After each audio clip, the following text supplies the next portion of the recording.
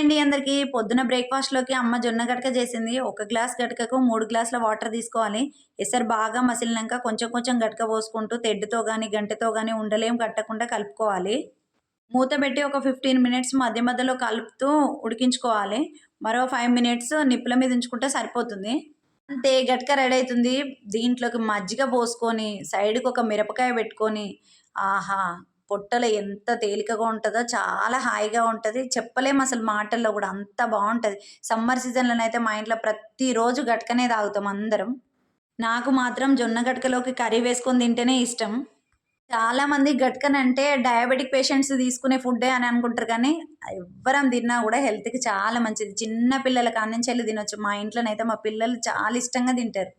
ఎంతమందికి జొన్న గటకలోకి మజ్జిగ పోసుకొని తినడం అంటే ఇష్టమో, ఎంతమందికి కర్రీ యేసుకొని తినడం అంటే ఇష్టమో కామెంట్ జేయండి. ఇంకా ఈ రోజులలో గూడా జొన్న గటక సమ్మరొస్తే తినేవాళ్ళుంటే కామెంట్ జేయండి.